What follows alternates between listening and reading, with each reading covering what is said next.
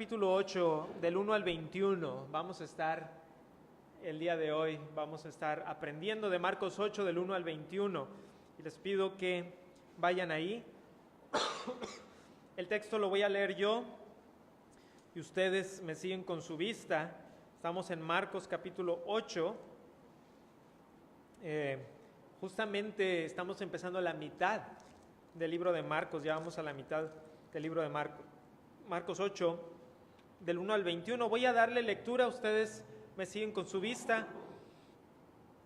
Dice la palabra de Dios así: En aquellos días, como había una gran multitud y no tenían qué comer, Jesús llamó a sus discípulos y les dijo: Tengo compasión de la gente, porque ya hace 3 días que están conmigo y no tienen qué comer.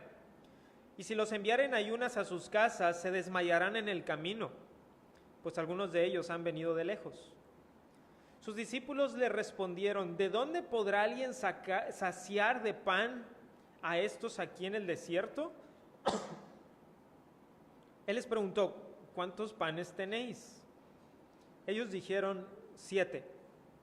Entonces mandó a la multitud que se recostase en tierra, y tomando los 7 panes, habiendo dado gracias, los partió y dio a sus discípulos para que los pusiesen delante, y los pusieron delante de la multitud. Tenían también unos pocos pececillos, y los bendijo y mandó que también los pusiesen delante. Y comieron y se saciaron, y recogieron de los pedazos que habían sobrado, 7 canastas. Eran los que comieron como 4,000, y los despidió. Y luego, entrando en la barca con sus discípulos, vino a la región de Dalmanuta. Vinieron entonces los fariseos y comenzaron a discutir con él, pidiéndole señal del cielo para tentarle.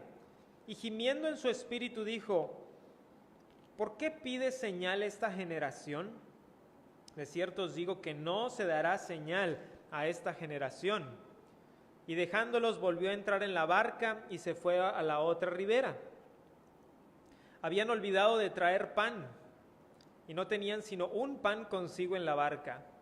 Y él les mandó diciendo: mirad, guardaos de la levadura de los fariseos y de la levadura de Herodes. Y discutían entre sí diciendo: es porque no trajimos pan. Y entendiendo Jesús les dijo: ¿qué discutís? ¿Porque no tenéis pan? ¿No entendéis ni comprendéis? Aún tenéis endurecido vuestro corazón. Teniendo ojos no veis, y teniendo oídos no oís, y no recordáis.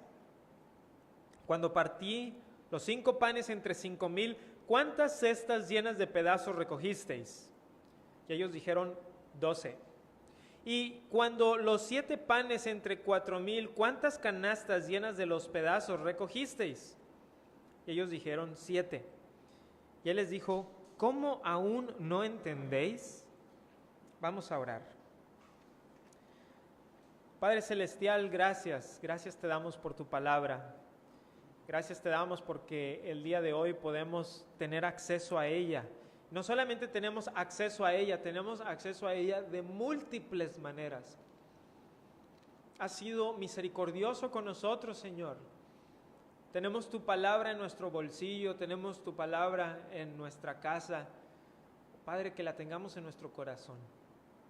Que hoy entre hasta lo más profundo de nuestro corazón. Que este domingo por la noche que nos reunimos como familia, como iglesia, que podamos reunirnos a escuchar tu santa palabra, a ser desafiados por ella. En el nombre de Jesús lo pedimos. Amén. El Señor Jesucristo, hemos estado viendo que está en territorio gentil. Es la 4ª vez que vemos un milagro en territorio gentil en el libro de Marcos. Primeramente vimos hace algunas semanas el endemoniado gadareno. Después, hace poco, vimos el exorcismo de la hija de la mujer sirofenicia. Después vimos el sordomudo sanado.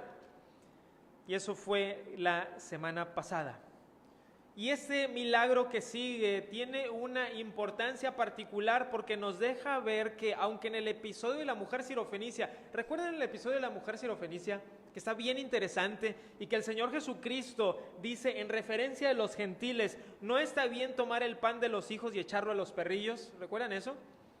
Y ahora el Señor Jesucristo está en territorio gentil y les va a dar pan. No es que Jesucristo desechara a los gentiles, sino que tenía una misión. Cuando el Señor Jesucristo estuvo en la tierra, Él tenía la misión de primero ir a las ovejas perdidas de la casa de Israel, pero eso no era para desechar a los gentiles. Los gentiles también eran parte, y somos parte como gentiles, del plan redentor. Y aquí Marcos, después de darnos ese episodio de la mujer sirofenicia que nos pega un poquito fuerte, dice, pero miren que el Señor Jesucristo está en territorio gentil y da de comer a una multitud de personas. En este pasaje vemos claramente, cuando vamos avanzando en el pasaje, y si notaron la lectura, empezamos a ver la dureza del corazón. Que aunque el Señor Jesucristo hace un milagro de nuevo tan impresionante, hay dureza de corazón. Y si somos cristianos, debemos de luchar en contra de tener un corazón endurecido, y por la gracia de Dios debemos de luchar por no tener un corazón endurecido, sino que debemos de tener un corazón blando y tierno para con Dios. ¿Por qué? ¿Por qué debe un creyente tener un corazón blando para con Dios? Vamos a ver dos razones en esta noche. Primeramente, porque Cristo provee abundantemente. Porque Cristo provee abundantemente. Ablanda tu corazón, porque Cristo provee abundantemente. En los primeros 3 versículos vemos que este evento es similar, pero no idéntico a la alimentación de los 5,000. Y si usted tiene una Biblia similar a la mía, yo tengo la alimentación de los 4,000 en la columna de extrema derecha y la alimentación de los 5,000 en la columna de extrema izquierda. Así que los tienes de un lado a otro, puedes verlos, puedes leerlos, puedes ver las cosas que son paralelas, puedes ver las cosas que son diferentes. Es un diferente lugar. Por ejemplo, aquí estamos en territorio gentil. En el capítulo 8, Jesucristo toma la iniciativa de hacer la pregunta y no son sus discípulos los que preguntan primero. En la alimentación de los 4,000, los números son diferentes, son 7 panes, son unos pocos pececillos, son 7 cestas que quedan y son 4,000 personas sin contar mujeres y niños, eso nos lo dice Mateo. Y Marcos 8 del 19 al 20 hace alusión a los 2 eventos. Así que no es que es el mismo evento, son 2 eventos diferentes en 2 lugares diferentes con 2 tipos de personas diferentes. El Señor Jesucristo ya hizo este milagro en territorio judío, ahora lo está haciendo en territorio gentil. La alimentación de los 5,000 del capítulo 6 sucede cerca de la tercera Pascua en el ministerio del Señor Jesucristo, de acuerdo a Juan 6:4. Así que la alimentación de los 5,000 sucede en el tercer año del ministerio del Señor Jesucristo. Y esto va a ser sorprendente, creo que para muchos de nosotros que estamos en el capítulo 8 y ya estamos en el tercer año del Señor Jesucristo. Y lo que pasa es que en los evangelios, la última semana, la semana que se le llama de la pasión, es muy larga, se expande y se nos dan muchos detalles. Entonces pasa el primer año, el segundo año pasa rapidísimo, luego como que se detienen un poquito en el tercer año y luego se empieza a expandir en la última semana y luego se nos da el evento de la crucifixión del Señor Jesucristo. Entonces los evangelistas no nos dan los 3 años del Señor Jesucristo de manera pareja, digamos, sino que se concentran en ciertos episodios. Este evento de la alimentación de los 4,000 sucede el mismo año. El mismo año que sucedió la alimentación de los 5,000, sucede la alimentación de los 4,000. Y de nuevo nuestro Señor Jesús tiene compasión. La gente lleva 3 días con Él. No hay señal, por lo menos el texto no nos da señal de que hayan recibido algún milagro, excepto la palabra predicada. Es decir, pudiéramos asumir que las personas están ahí para escuchar al Señor Jesús. Y que el Señor Jesús parece tener como que les ha tomado un cariño a ellos, porque dice, es que llevan 3 días que están conmigo. Llevan 3 días conmigo y si los mando a otro lugar, no van a llegar. Entonces el Señor Jesucristo tiene compasión de ellos. Con las provisiones probablemente ya limitadas, no iban a llegar a las aldeas, o a lo mejor no todos. Pensemos en esto. Hay personas aquí que están arriesgando su salud de cierta manera, por lo menos su estómago, porque quieren escuchar al Señor Jesús. ¿No les parece eso interesante? Estas personas, yo creo que ya se dieron cuenta que las provisiones son pocas y no hay señal aquí que todos estén diciendo, espérate, vas a ver ahorita que nos va a repartir pan a todos. No nos da indicación el texto de que eso es lo que están esperando, están escuchando al Señor Jesucristo y llega un momento que pasa como que, oye, pero ya fueron 3 días y no hay comida y hay que hacer algo al respecto. Versículo 4 dice, sus discípulos le respondieron, ¿de dónde podrá alguien saciar de pan a estos aquí en el desierto?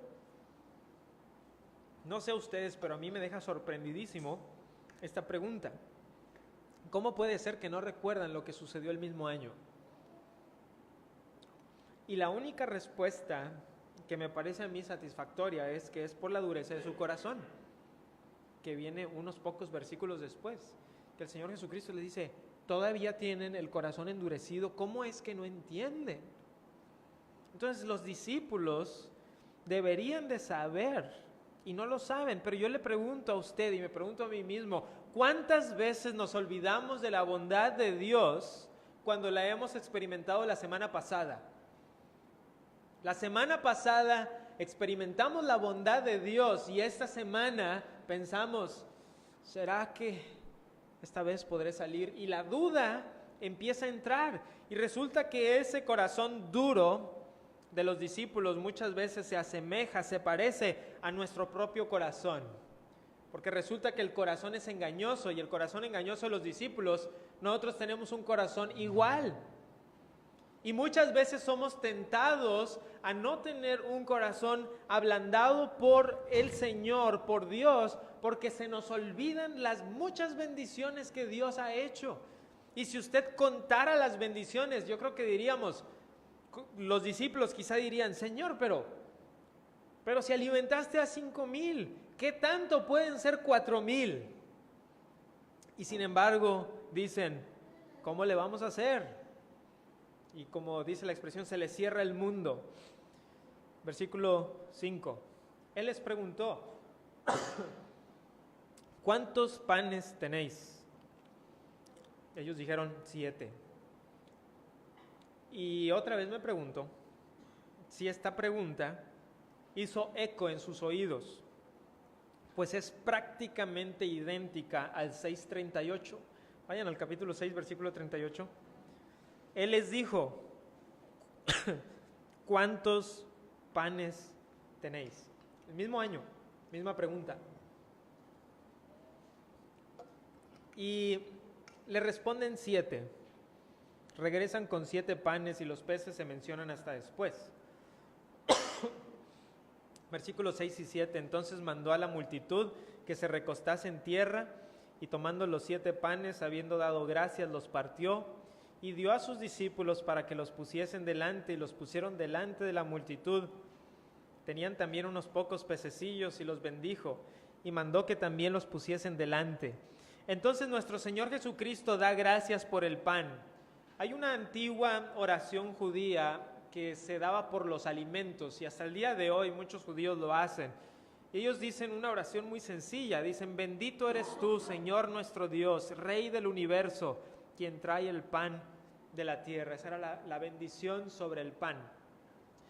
Siendo nuestro Señor Jesucristo un buen judío, su oración pudo haber sido algo como esto. Las Escrituras no nos dicen exactamente qué es lo que el Señor Jesucristo dijo, pero aquí está Jesús, quien es el mismísimo Rey del universo, dando gracias por los alimentos. Y aquí vemos también que nuestro Señor Jesucristo, estando aquí en la tierra, se sometía a la voluntad de su Padre, agradecía a su Padre. Y hermanos, ¿por qué damos nosotros gracias por los alimentos? Damos gracias por los alimentos porque no los damos por sentado, o no debemos de. Es decir, cuando tenemos pan delante de nuestra mesa y cuando tenemos algo que comer, debemos de pensar, que estamos en una posición privilegiada de poder recibir esto. Y a veces creo que estamos tan acostumbrados que decimos, bueno, ya he dado gracias tantas veces, Dios ya sabe que estoy agradecido, ¿por qué tengo que agradecer una vez más? Y piensa en las miles de personas, millones quizá, que no tienen que comer. Y nosotros decimos, ¿para qué dar gracias? Si Dios ya sabe. Y tenemos al Señor Jesucristo, Dios hecho carne, dando gracias. Gracias, gracias Señor. Damos nosotros gracias como el Señor Jesucristo lo dio, porque todo es por gracia. Damos gracias porque todo es por gracia. Recibimos el alimento, es por gracia. Recibimos nuestro sustento, es por gracia. Sea mucho, sea poco, damos gracias como nuestro Señor Jesucristo. Interesante que no se nos dice en este relato cuántos pececillos, como se nos decía en la alimentación de los 5,000. Solo que eran unos pocos y que Jesucristo los bendijo también y pidió que se pusieran delante de la gente. Versículo 8, 9 y 10. Y comenzaron y se saciaron, y comieron y se saciaron, y recogieron de los pedazos que habían sobrado 7 canastas. Eran los que comieron como 4,000 y los despidió. Y luego entrando en la barca con sus discípulos vino a la región de Dalmanuta. Nuevamente vemos en este milagro completa abundancia. Hay menos personas y menos canastas. Algunos teólogos piensan que quizá esto nos apunta de alguna manera a la prioridad de los judíos sobre los gentiles en el ministerio del Señor Jesucristo, pero eso no es claro, pudiera ser, pero no lo sabemos por cierto. Lo que sí es claro es que hay suficiente comida para todos. Todos los que están ahí tienen comida. Y no solamente tienen comida, es comida en abundancia y hasta sobra. Y lo que vemos aquí es que después de este milagro regresan hacia una ciudad en la región de Galilea. Entonces el Señor Jesucristo ha estado en la región, recuerdan que dijimos que está en la región de Decápolis, que es una región gentil, pero toman una barca y se regresan hacia la región de Galilea, que ya es región judía, donde les esperan una gran comitiva de bienvenida. No, ¿verdad? Los fariseos. Imagínense, llegas de regreso y ¿quién me viene a recibir? Los fariseos, que tienen algo que decir al Señor Jesús. En estos primeros versículos, la bondad de Jesucristo para con todos es evidente. Pero recordemos que la benevolencia de Dios es para con todos. Dios tiene un amor benevolente. Dios tiene un amor de complacencia, y el amor de complacencia es para sus hijos. Y el amor de benevolencia es el amor que Dios demuestra para con todos, justos e injustos, porque Dios es un Dios bueno. Ese es un amor general, hay un amor específico. El amor específico es por su Hijo y por los que son sus hijos. Pero aquí vemos que el Señor Jesucristo está siendo benevolente.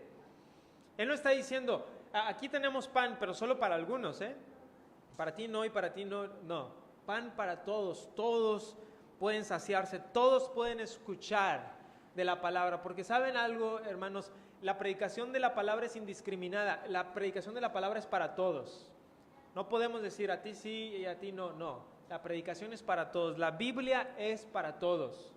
La benevolencia de Dios es para todos. Sin embargo, como vamos a ver ahorita, no es suficiente solamente recibir la benevolencia de Dios. Tengo que recibir a Jesús. Jesús es bondadoso con judíos, con gentiles, con personas de todo estrato social. Jesucristo tiene una misión y esa misión es amplia. Y nosotros que somos gentiles, y gentil quiere decir que no somos judíos, también hemos recibido abundantemente del Señor Jesucristo. ¿Se da usted cuenta, querido hermano, querida hermana, de lo milagroso que es ser un cristiano viviendo en México 2000 años después de que vivió el Señor Jesucristo? Somos cristianos viviendo en México 2000 años después de que vivió nuestro Señor Jesucristo, en la otra parte del mundo, en una pequeña porción de tierra, por una persona que nació de una manera humilde y que ha impactado el mundo de tal manera que hoy, 2000 años después, alguien le compartió a usted de Jesucristo. Hemos recibido abundantemente. Por lo tanto, debemos tener un corazón blando hacia Dios. porque hemos recibido su palabra. La más grande bendición que una persona puede tener en esta vida es recibir la palabra de Dios implantada en su corazón, recibir al Logos, a Jesús, a la palabra, el verbo dentro de nuestra vida es el más grande milagro. Por encima de la alimentación de los 5,000, por encima de la alimentación de los 4,000 es tener la abundancia de la palabra de Dios. Tengamos un corazón blando para con nuestro Señor. Ahora hay una segunda razón por la que debemos tener un corazón blando para con Dios. Y la segunda razón es que Cristo desafía el corazón duro. Ese es el segundo punto. Cristo desafía el corazón duro. En los próximos versículos vamos a ver dos tipos de corazones duros que el Señor Jesucristo desafía. Y el primero es el corazón que tienta, el corazón duro que tienta, que quiere tentar a Dios. Versículo 11, vinieron entonces los fariseos y comenzaron a discutir con él, pidiéndole señal del cielo para tentarle. Los fariseos no están satisfechos con los muchos milagros que ha hecho el Señor Jesucristo. ¿Y qué hemos visto hasta ahorita con los fariseos? Hasta han enviado delegación. Han enviado delegación para ver quién es este maestro, quién es este Jesucristo que está enseñando en contra de nuestras tradiciones. ¿Quién es este Señor Jesucristo que está haciendo milagros, que entra a las sinagogas? La gente está polarizada. Algunos lo aman y lo quieren tener, otros lo quieren despeñar y lo quieren matar. Y el pueblo se está empezando a polarizar y a los fariseos no les gusta eso. Porque los fariseos no solamente quieren que la gente siga sus tradiciones, también quieren que las cosas estén más o menos en paz, pero más los saduceos. Los saduceos, que son los liberales, ellos dicen, nosotros no queremos problemas, porque si vienen los problemas van a venir los romanos y nos van a aplastar. Entonces hay que mantener todo aquí en calma. Bueno, entonces estos fariseos tienen el corazón increíblemente duro y piden señal del cielo. Esta frase de pedir señal del cielo no es... La vemos varias veces en los evangelios, no es tan común. Y uno se pregunta, ¿qué tipo de señal habrán querido ver? Me imagino yo que quizá ellos están pensando en algo como Elías, porque Elías era profeta. Y el Señor Jesucristo viene con palabra de profeta. Y entonces Elías, como pasa en el Antiguo Testamento, la palabra del profeta es validada por el milagro. Y entonces baja fuego del cielo y es una señal del cielo. Quizá decían, a ver, si tú eres profeta como Elías, haz algo de esa manera. Los judíos tenían una obsesión con las señales, con los milagros. En 1 Corintios 1:22 dice, porque los judíos, dice Pablo, porque los judíos piden señales y los griegos buscan sabiduría. Entonces a los griegos les encantaba la sabiduría, les encantaba filosofar, les encantaba escuchar algo nuevo, algo que les llamara la atención. El judío no quería eso. El judío no quería escuchar algo nuevo. El judío quería que se respetaran las tradiciones, pero lo que sí decían es, queremos ver señal. Dice ser profeta, queremos ver señal. Pero la ironía aquí, hermanos, es que señales ya habían muchas.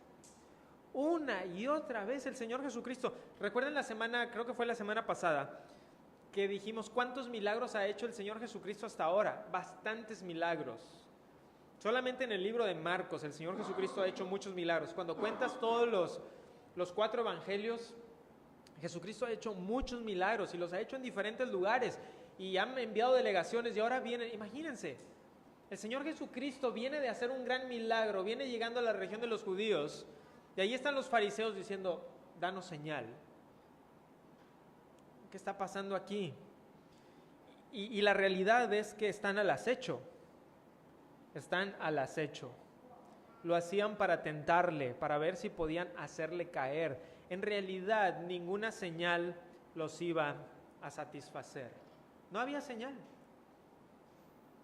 No había señal alguna que pudiera satisfacer a los fariseos. Y le digo algo, No hay señal alguna, no hay milagro alguno que pueda satisfacer el corazón duro. No hay milagro alguno que pueda satisfacer el corazón duro. Versículos 12 y 13 dice, y gimiendo en su espíritu dijo, ¿por qué pide señal esta generación? De cierto os digo que no se dará señal a esta generación. Y dejándolos volvió a entrar en la barca y se fue a la otra ribera. El gemir del Espíritu de Jesucristo habla de un profundo dolor, casi hasta el punto de exasperación. De hecho, esta palabra gemir puede usarse para un gruñido en voz alta. Puede ser que esto haya sido algo audible. Que el Señor Jesucristo está diciendo, ¿cómo puede ser? Pero Jesucristo no está para cumplir los deseos de los fariseos. Él está para cumplir los deseos de su Padre.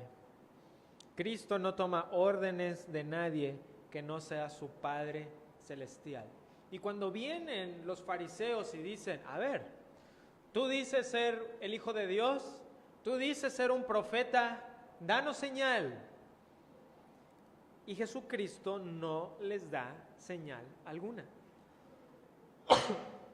Ahora en Mateo 16:4 hay una cláusula que expande el Evangelio según San Mateo. En Mateo 16:4, que es el pasaje paralelo, dice el Señor Jesús, la generación mala y adúltera demanda señal, pero señal no les será dada, sino la señal del profeta Jonás. ¿Y cuál es la señal del profeta Jonás? Vamos a Mateo 12, por favor. Mateo capítulo 12.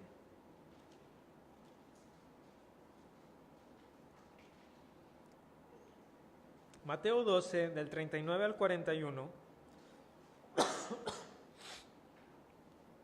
dice, y respondió y les dijo, la generación mala y adúltera demanda señal, pero señal no les será dada, sino la señal del profeta Jonás. Porque como estuvo Jonás en el vientre del gran pez 3 días y 3 noches, así estará el Hijo del Hombre en el corazón de la tierra 3 días y 3 noches.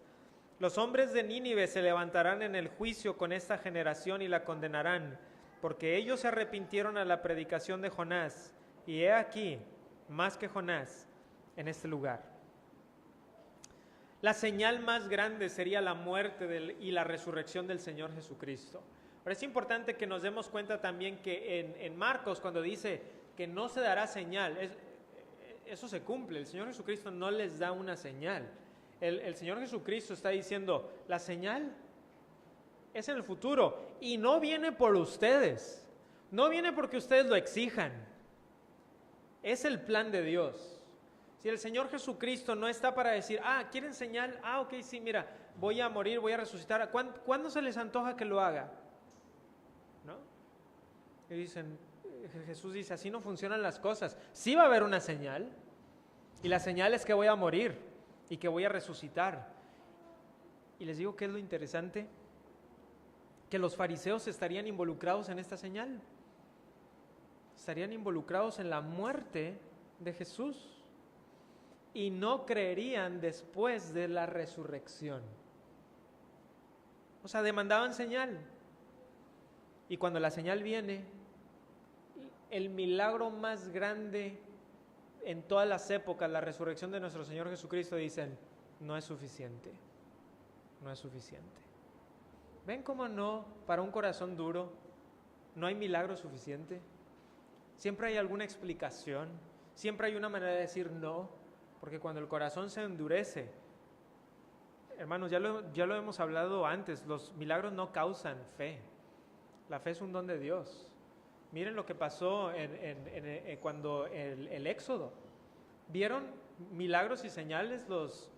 El pueblo de Israel estaba ahí y el pueblo de Egipto. ¿Vieron las señales? Sí. ¿Se arrepintieron? No. No se arrepintieron. El corazón de Faraón se endurecía. Y recuerden esa famosa vez, bueno, ¿quieres que ya quite la rana? Sí, mañana. ¿Qué está pasando? Entonces Cristo los deja y esto nos hace ver el rechazo de Jesucristo al corazón duro de los fariseos Y este es un corazón tentador, es un corazón endurecido, pero que quiere tentar, quiere ver cómo puede hacer caer al Señor Jesucristo. Y el corazón tentador es aquel que quiere que Dios le obedezca. El corazón tentador, que es un corazón duro, pero que quiere tentar a Dios, es el que quiere que Dios le obedezca a Él.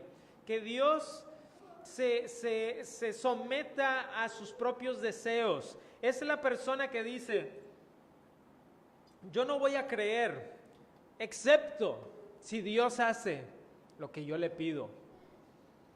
Si Dios mueve ese vaso que está ahí, entonces creeré. Si Dios hace esto y lo otro, entonces creeré. Pero yo no puedo creer nada más. No. Dios tiene primero que cumplirme a mí lo que yo digo.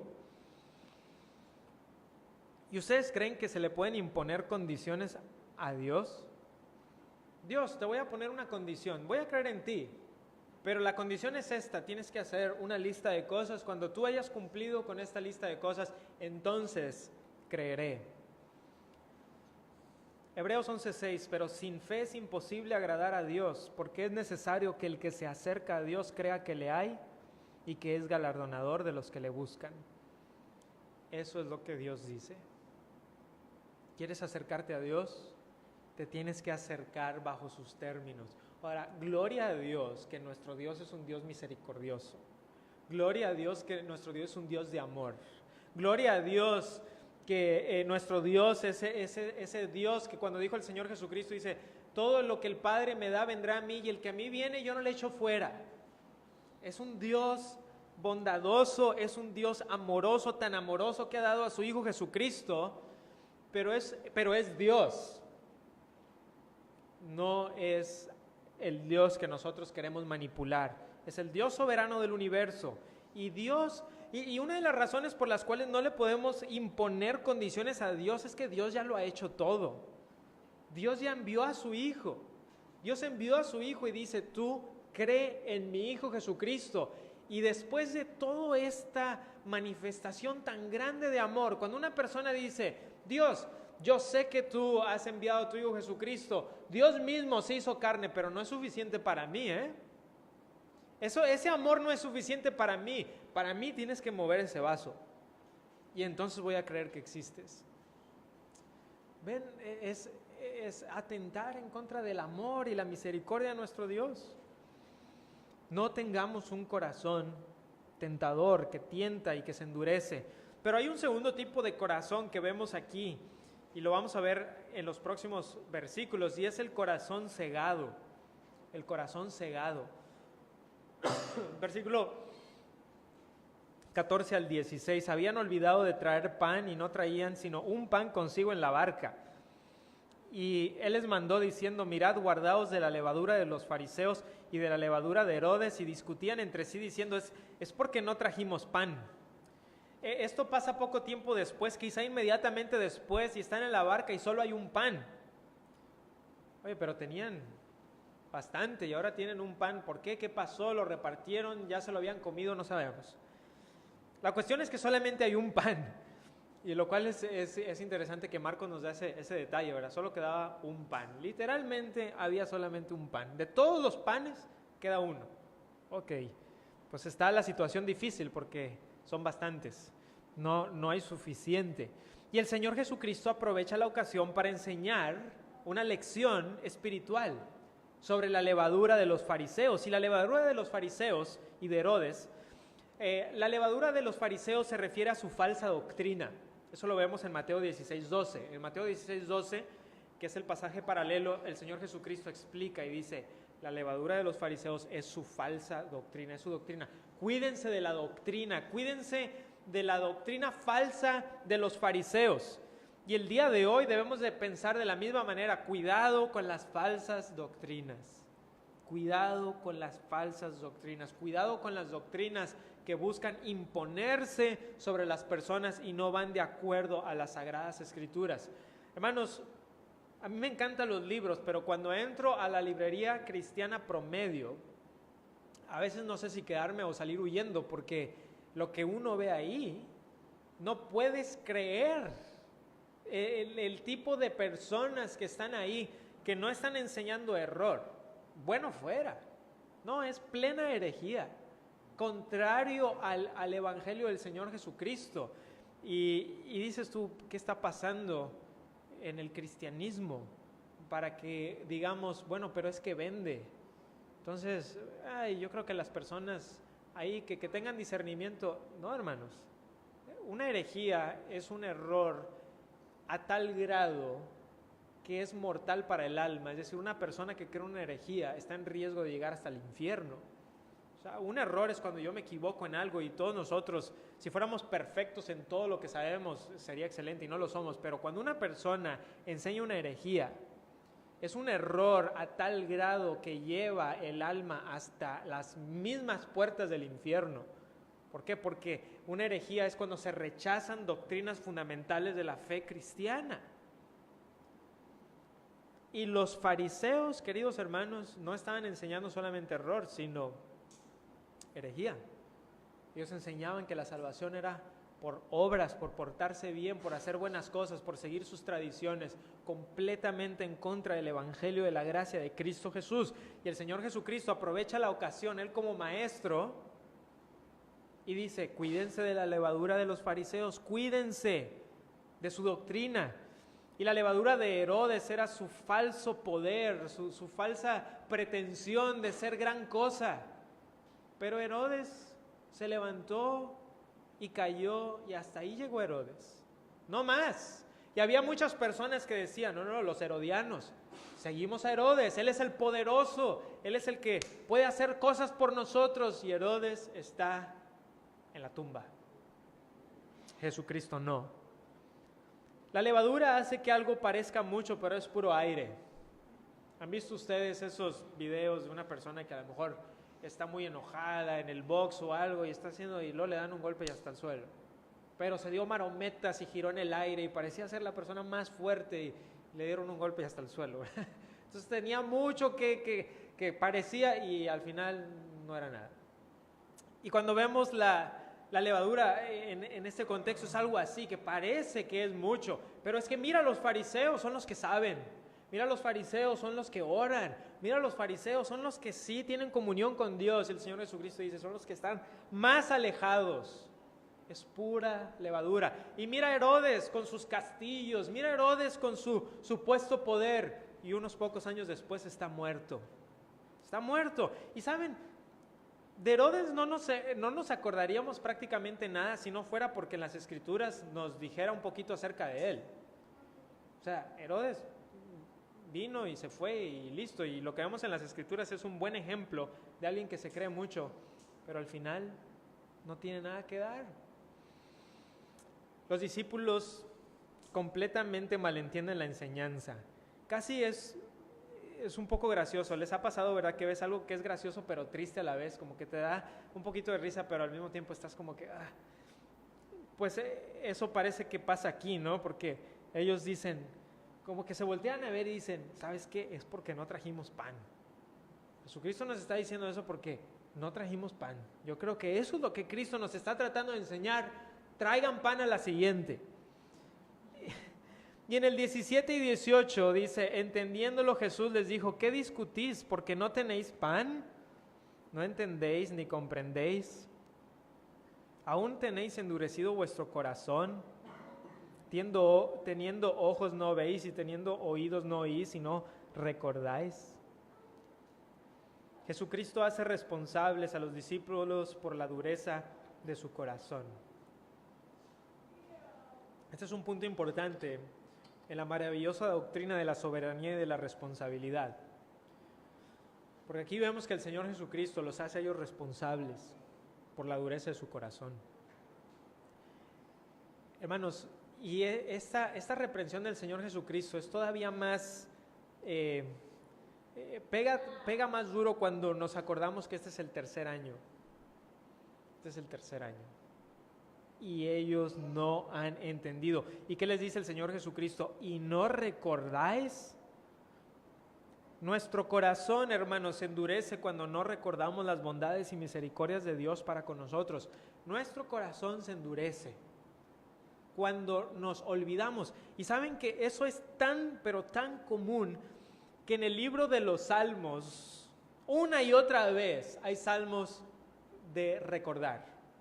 Acordaos, acordaos como yo los saqué de Egipto. Acuérdense que yo soy su Dios. Acuérdense lo que he hecho por ustedes. Y llegan los profetas.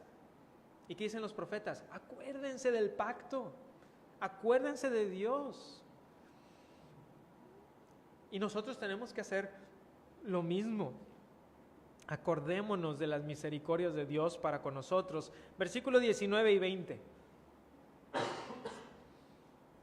Cuando partí los 5 panes entre 5,000, ¿cuántas cestas llenas de los pedazos recogisteis? Y ellos dijeron 12.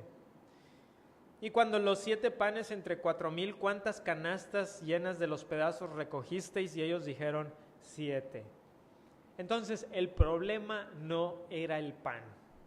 Jesucristo está diciendo, vamos a dejar algo bien en claro. El problema no es el pan. Para mí eso no es problema. Jesucristo tiene el poder para dar abundante comida. ¿Se han puesto a pensar que si el Señor Jesucristo, de ese mismo pan, vienen de la repartición del pan a los 5,000, ¿verdad? 5 panes y 2 pececillos. Y después tenemos aquí los 4,000, también con panes, 7 panes, se reparte para 4,000 personas, nada más hombres, sin contar mujeres y niños. ¿Ustedes creen que con un pan, Jesucristo, si hubiera querido, no hubiera repartido ahí para todos y hubieran sacado también una cesta llena en ese lugar? Entonces el Señor Jesucristo dice, el problema no es el pan, el problema no es ese, el problema es espiritual. El problema es aquí que el Señor Jesucristo está tratando de enseñarles algo y su corazón todavía no percibe la dimensión espiritual de lo que Jesús está tratando de decir. Y podemos imaginar la desesperación del Señor Jesucristo. Quiere advertirles de los fariseos cuyo corazón es duro y se encuentra con corazones duros en sus discípulos. Y eso es triste. Hermanos, debemos ablandar nuestro corazón recordando que Dios ha sido bueno. Y yo quisiera preguntarle a usted, ¿de qué manera te ha bendecido Dios en los últimos meses? ¿De qué manera te ha bendecido Dios este año? No lo olvides. No olvides la manera en que Dios te ha bendecido este último año. ¿Cómo te ha bendecido Dios en estos últimos meses? No lo olvides. No olvides lo que el Señor ha estado haciendo por ti estos días. No olvides lo que el Señor ha hecho por ti ayer. No olvides que estás vivo solamente por la pura gracia de Dios en este momento.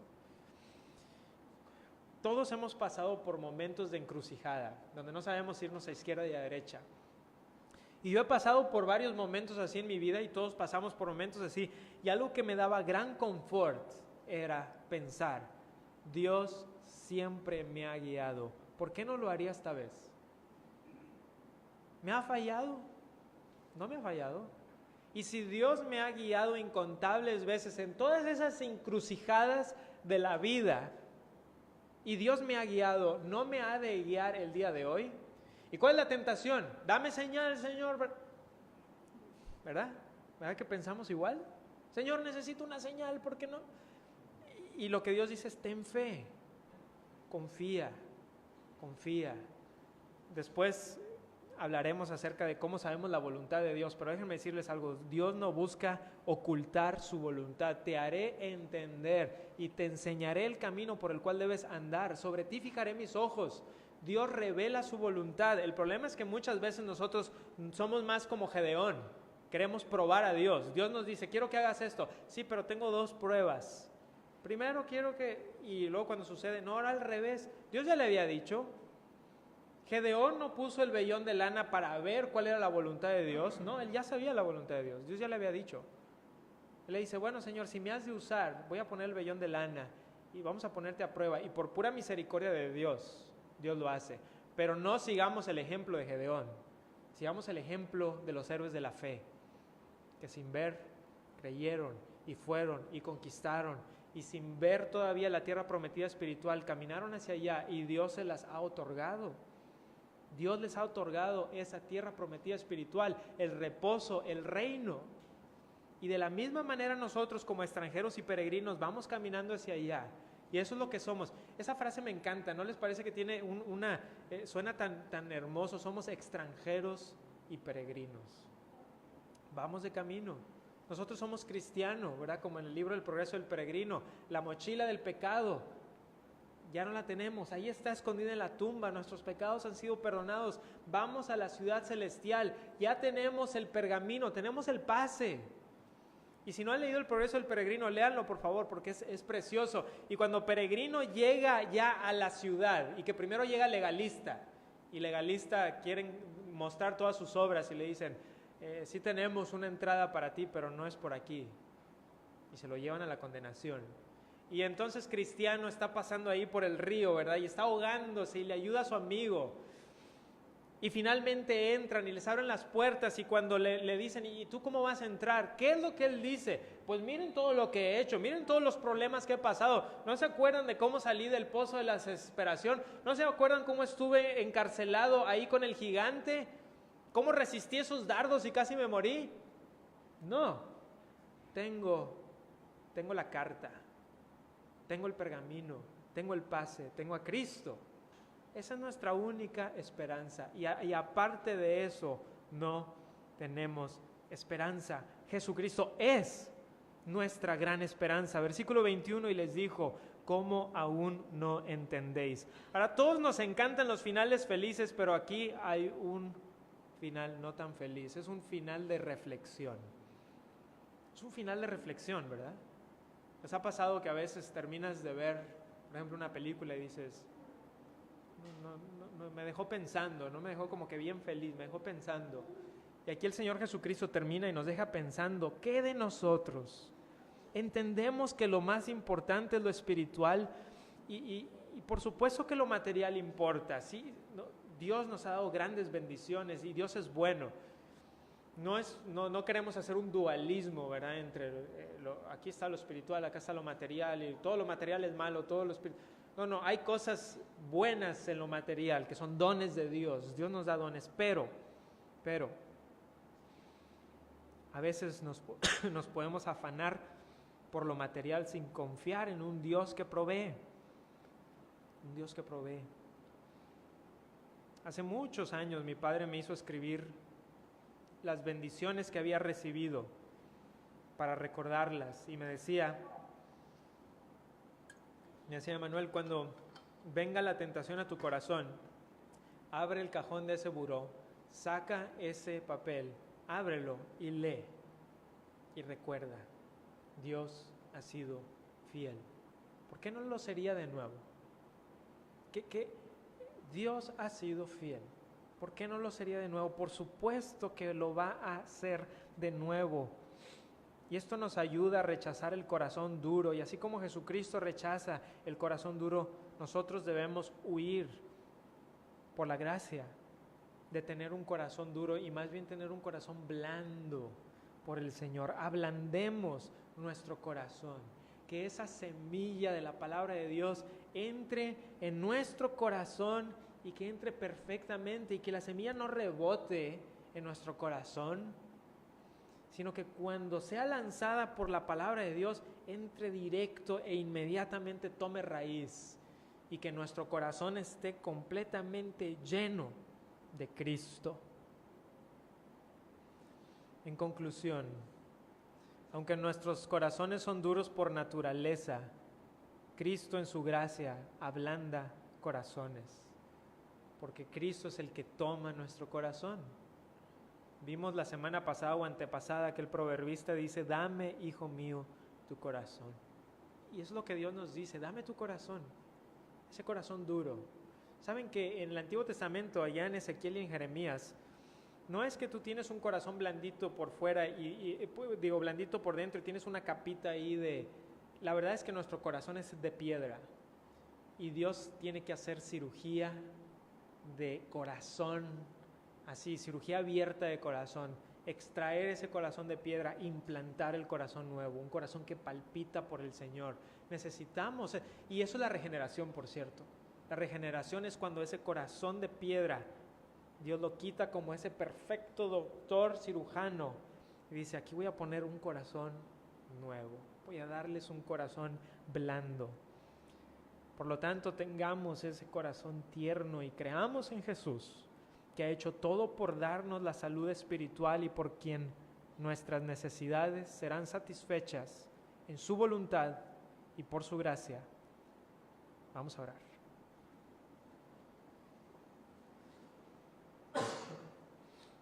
Padre, si no fuera por ti, estaríamos en nuestros delitos y pecados, revolcándonos en el lodo de nuestro propio pensar, anonadados por los ídolos que hemos creado, inclinados ante nosotros mismos, ante el reflejo de nosotros en el espejo.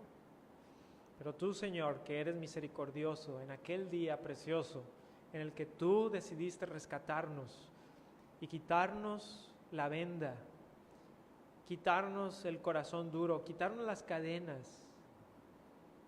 Y entonces, Padre, al correr a los pies de tu Hijo Jesucristo, nuestra carga cayó y hemos recibido la justicia de Jesús. No por algo que nosotros hayamos hecho, sino por lo que Jesucristo ha hecho en la cruz.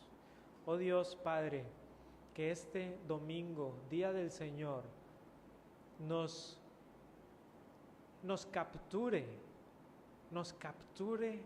tu gracia de una manera renovada, que podamos decir gloria a Dios soy de Cristo, y que no estoy en donde estaba, y algún día estaré en aquel lugar en donde no habrá más dolor, en donde no habrá más problema financiero, en donde no habrá más enfermedad, en donde no habrá problemas familiares, en donde no habrá envidias, en donde no habrá iras y enojos, ni una sola lágrima, sino que el gozo será tan grande que ni siquiera lo podemos imaginar, que rebosaremos de gozo y alegría y pasaremos la eternidad diciendo gloria al Cordero que nos ha rescatado.